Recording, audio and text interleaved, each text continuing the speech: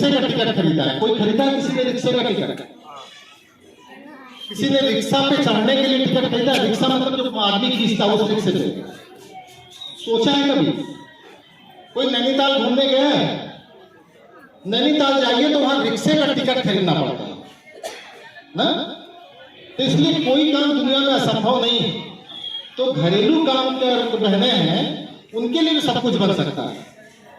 इसी तरह भारत में एक कानून है, मथाड़ी कानून ना, जिसमें जो लोग बोझा ढोते हैं और करते हैं उनके लिए कानून है, जिसमें जो लोग बोझा उठाते हैं और जिनका बोझा उठाते हैं, मथाड़ी कानून में दोनों लोग कुछ पैसा देते हैं। मुझे याद है अभी तो सुरेश चंद्रा साहब नहीं रहे, मतलब अलग आ गए हम कोर्ट में, लेकिन उनको एक बार हमने एक सुझाव देता हूँ। सुझाव इसलिए महत्वपूर्ण है कि हमको ये बात हमेशा महिलाओं के बीच में रखना चाहिए। और चूंकि बहन रूपाली जी ने बात कही है और हम जानते हैं सरकार में उनकी पहुंच है, और आज हम लोग के साथ ब्रजेश पाठक जी की जो धर्मपत्नी है नम्रता जी को रहना था, तो हमको लग रहा था ये बात इस समय ज्यादा उपयुक्त होती।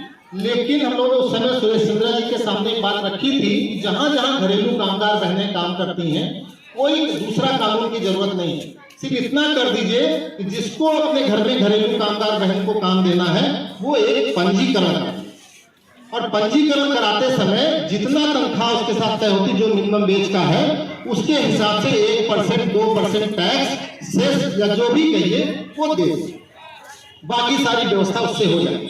जैसे building and other construction worker board में है ना कि आप मकान बनवाओगे 10 लाख से ज्यादा का मकान बनवाओगे तो आपको सेस देना पड़ेगा, और पंजीकरण बनवाने वाले ने भी किया और जो वहां काम कर रहा दोनों कर ली। तो ये रिश्ता तो हमारा यहाँ भी किसी के घर में काम करते हैं और कोई काम करने जा रहा है, तो दोनों लोग अगर पंजीकरण करा ले, काम करने वाली बहन भी पंजीकरण करा ले और जो काम करवा रहा है वो पंजीकरण करा ले, तो हमारी समस्या का निदान हो सकता है। ये काम करके आप अभी तक कोई संपत्ति जोड़ पाएंगे? कुछ नहीं, बस ज़्यादा से ज़्यादा 2-3 घर में बस झाड़ू पोछा बर्तन, कोनो घर में कपड़ा।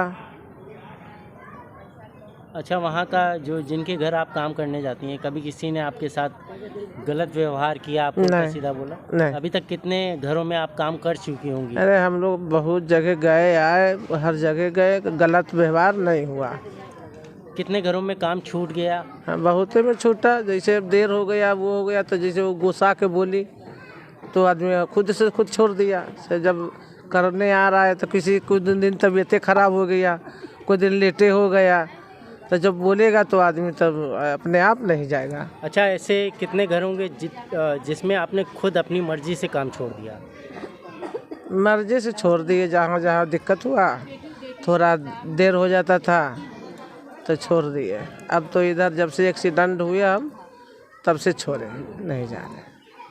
अच्छा, ऐसा जो काम करने वाली महिलाएं जो घरेलू काम करती हैं, हाँ। आपकी समझ से उनके लिए क्या क्या सरकार को सुविधा दी जानी चाहिए या क्या उनकी मांगे हो सकती हैं? सरकार के सुविधा ये होना चाहिए से जो महिला अगर काम कर रही, कहीं चोट लग जाए या घर में उसको कोई दिक्कत आ गए तो उसको सहायता देना चाहिए, उनको देना चाहिए सहायता।